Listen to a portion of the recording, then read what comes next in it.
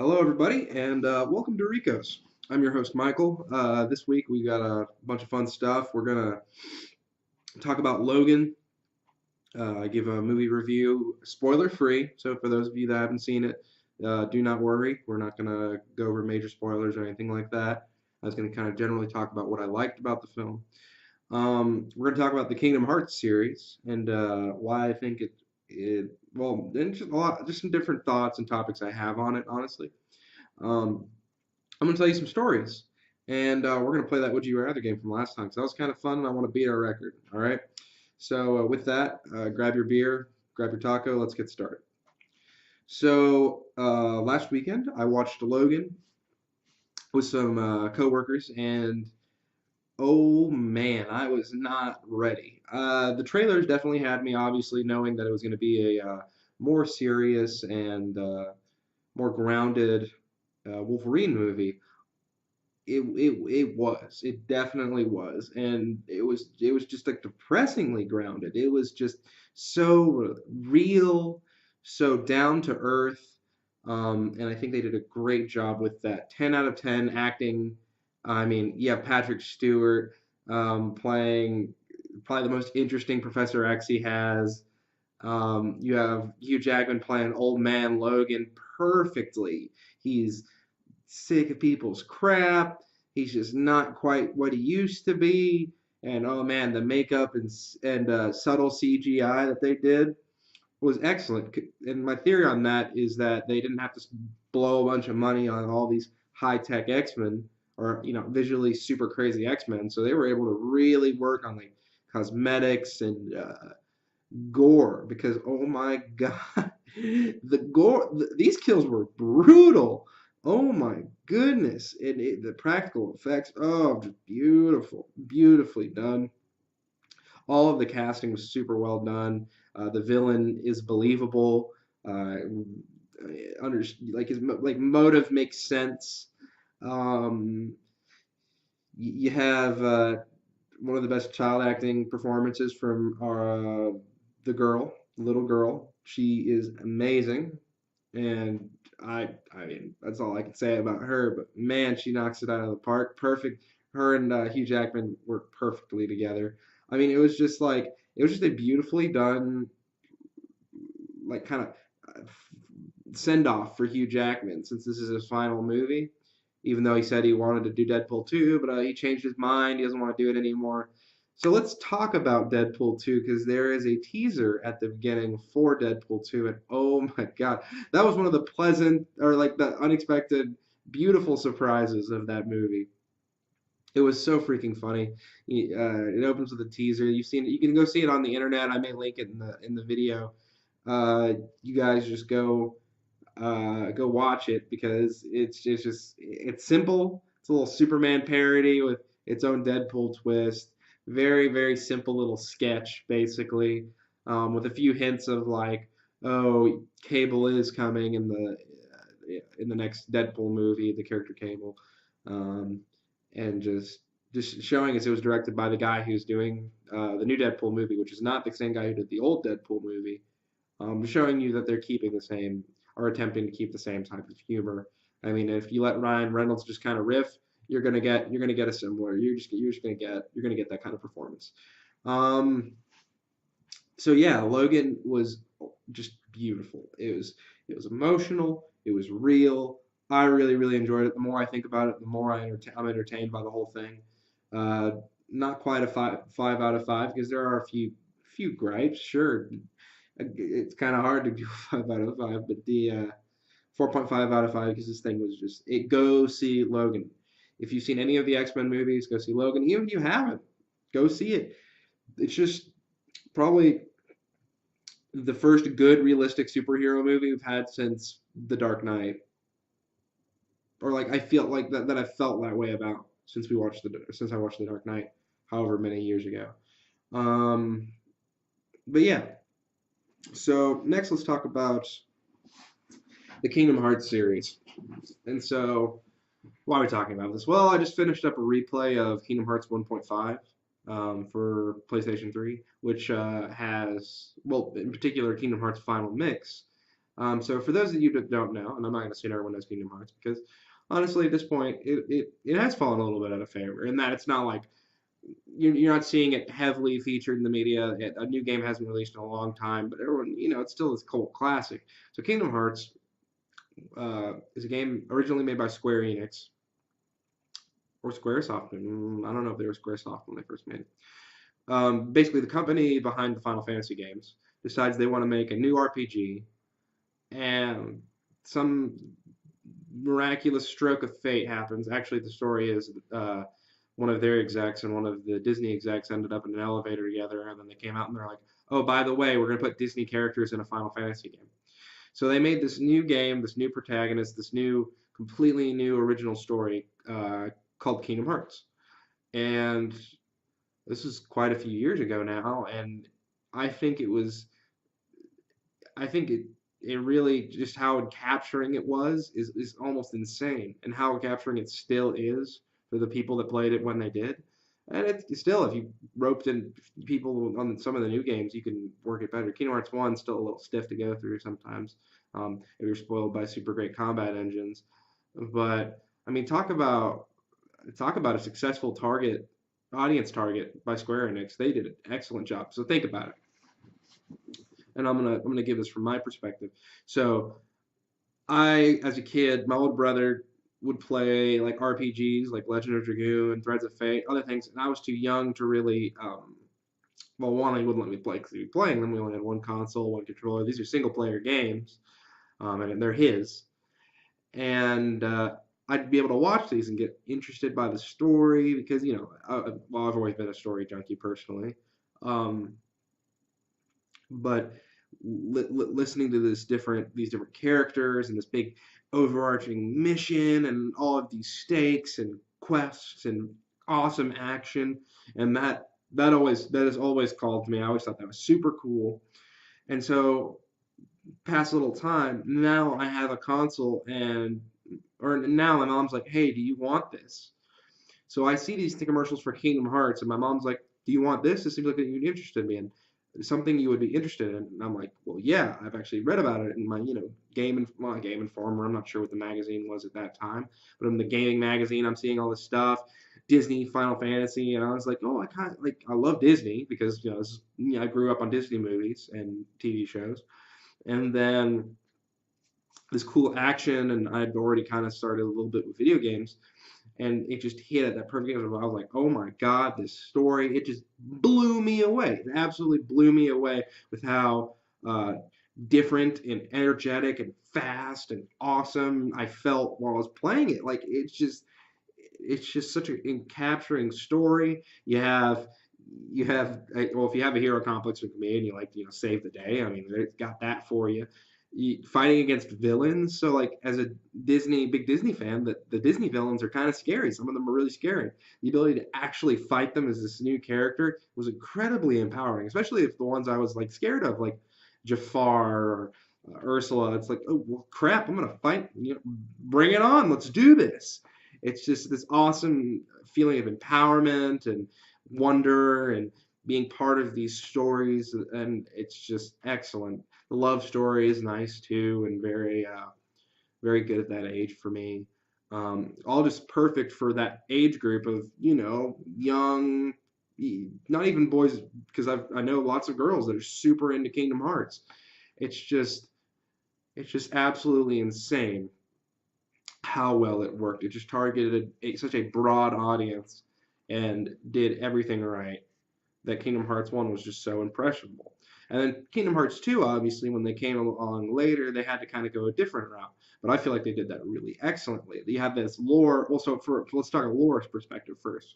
From a lore perspective, they did a really good job because they had already kind of vague, complicated, but it was a opened and closed story, and they're like, how do we flip that on its head without seeing like a bunch of hypocrites? And they did a really good job of kind of expanding and out and making it better and better. Granted, the handheld titles now we've kind of gotten really complicated, but somehow also managed to tie it all back together. But they needed to make a few handhelds after they made one just to wrap some story back together because man, they messed up.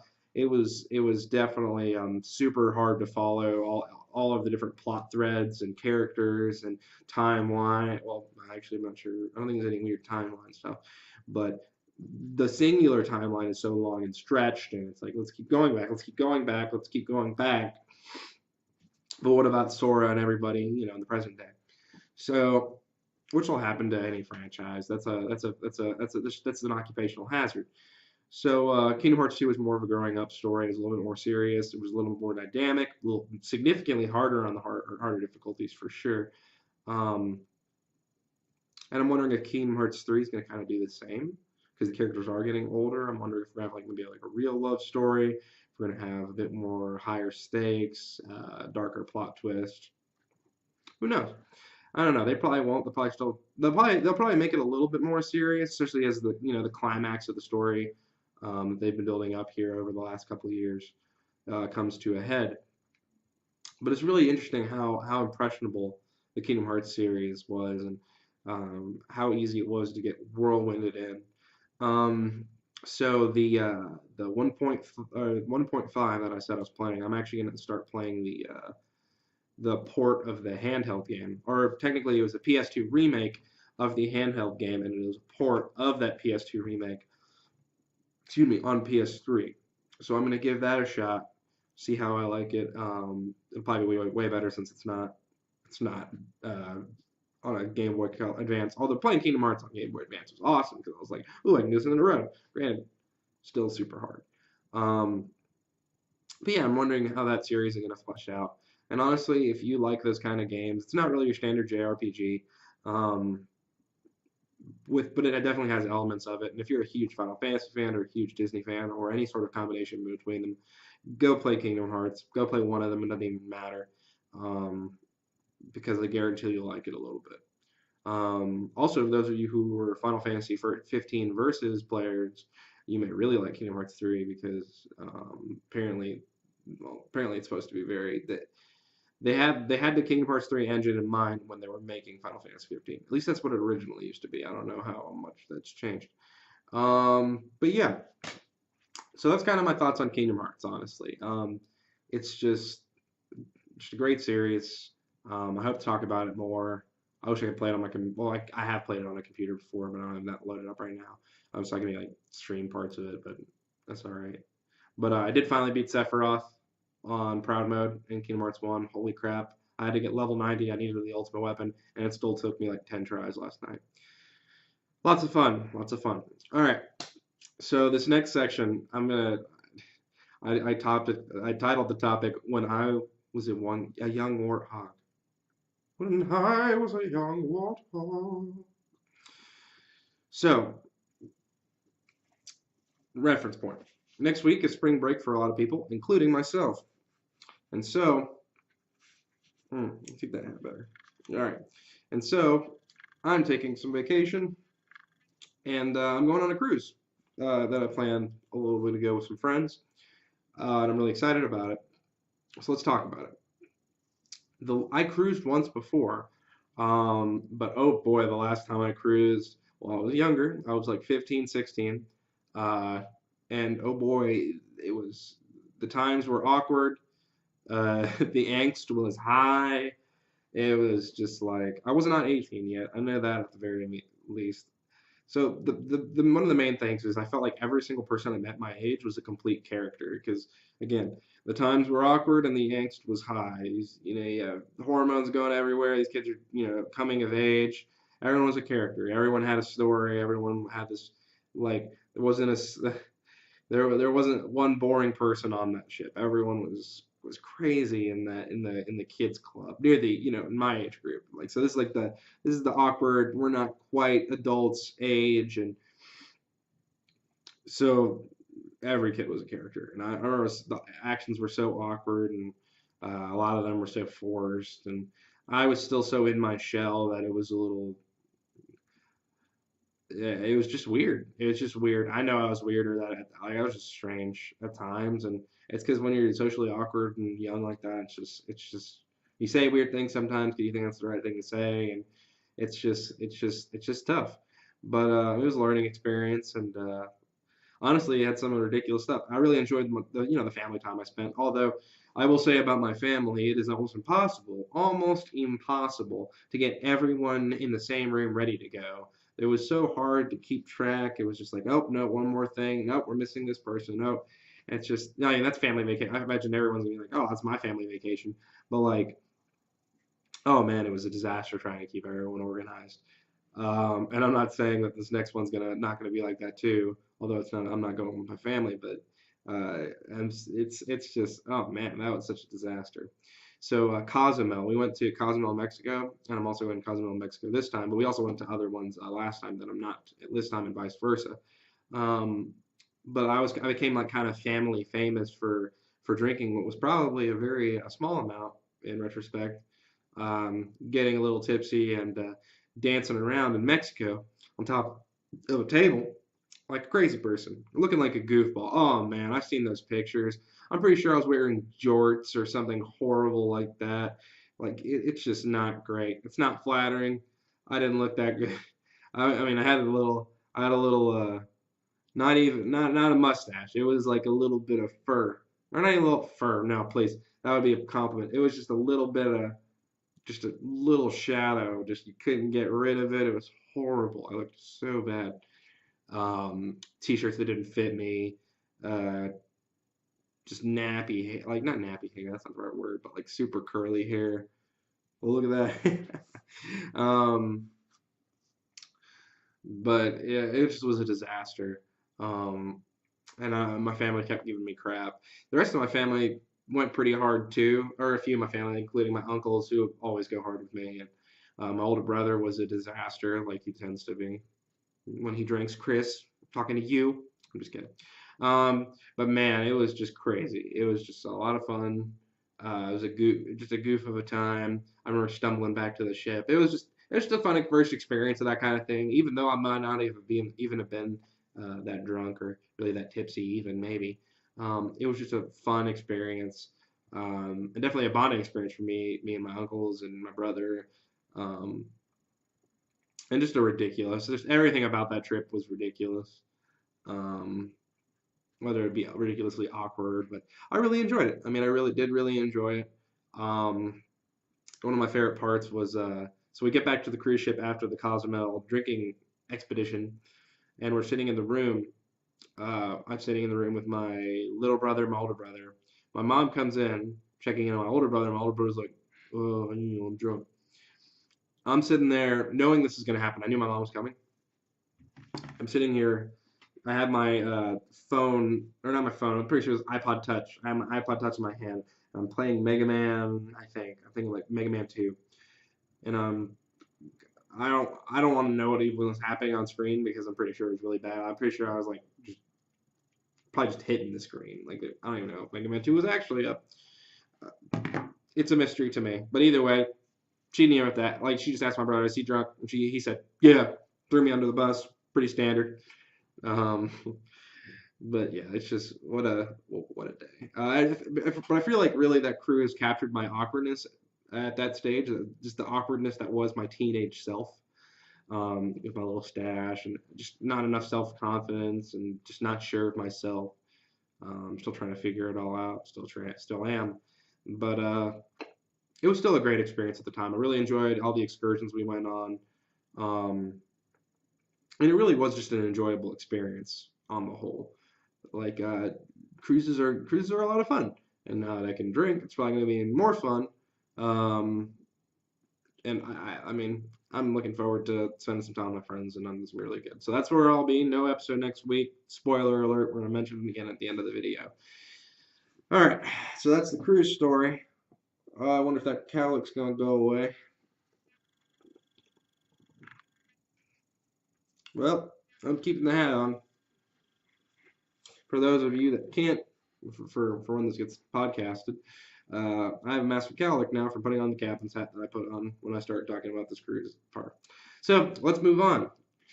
Uh, so the Would You Rather game. I don't know about you guys, but I had a bunch of fun with this last time, and I really want to do it again. So what we're gonna do the same we did last time. I'm gonna set a timer for 2 minutes. 2 minutes on the clock. All right. We're going to set the timer for 2 minutes. I'm going to show it to the camera. There you go. And we're going to start it, and we're going to get through as many would you rather questions. I don't know what these questions are going to be. We're going to get through as many would you rather questions as fast as we can. And I have to read them normally, understandably, and I have to give an answer. This is a new, I'm editing the rules a little bit. I have to give at least a brief answer. I have to explain why I picked it. But yeah, last time our record's 7, so we're gonna try and beat that. All right, guys, let's do this. All right, so this first test one that's up. Obviously, we can't do it. It's been up here. Is live in a penthouse or live in a penthouse in the city or live in a mansion in the country. I'm gonna say penthouse in the city. That sounds nice. All right. No, I can't pick it. All right, so let us begin. Timer is going. All right. Would you rather randomly go limp or be deaf? I think I'd rather go limp. All right. Didn't give a reason because I like hearing things. I like music. So would I rather be topless all the time or be pantless all the time? Topless. Oh my God, it's just nice. Would you rather drive 200 miles well over the drunken limit or drive 200 miles after being awake for 72 hours straight? Oh man, definitely after being awake for 72 hours straight. Although I know the whole being awake for 72 hours straight, that you do hallucinate. You do start to hallucinate allegedly. So I don't know how I feel about that one. I'm talking too much. We need to go. That was 3. Would you rather be attractive and poor or be ugly and rich? I can make attractive and poor work. All right. Minute left. It's 4. If you have the ability, would you rather have the ability to pull out of your pockets the exact change needed for any purchase, or have the ability to discreetly read minds? Duh. Like, come on. All right, 5 seconds left on the timer. All right. Would you rather have a massive head compared to your body, or always have a bowl cut? This is a tough one. I guess I can go on the bowl cut. I hate that. Would you rather get 4 hours of sleep per night or 15 hours of sleep per night? 4. Just 15 is too much. Would I rather eat a plate full of poop or eat a human foot? Oh my God, what the heck? This is horrible. That was 6, by the way. This is 7. Eat a human foot. Next, would you rather natural childbirth or have an epidural? I'm not a woman, so this is pointless for me to answer this, but I answered have an epidural. And that was 8. Live under communism, live under capitalism. No, live under capitalism, unfortunately, even though I may be wrong. 1, 0, 9. Ugh. I was a little more rushed that time. I need to figure out how I can make that a little more streamlined. I shall ponder this for next episode. Keep hitting the mic, so I wonder how that carries over in audio. Anyways, so that's it for today, guys. As I said, next week, no episode because I'm going to be on vacation. But the weekend after that, I'm sure I'll have lots of reviews. And I am seeing 2 movies later this week, Kong Skull Island and Sword Art Online Ordinal Scale. I may pop on to give a review Friday night. If not, they'll wait until the week after. I'll just write down some notes and we'll do them the week after. But yeah, until next time, take it easy, and I'll see you guys later.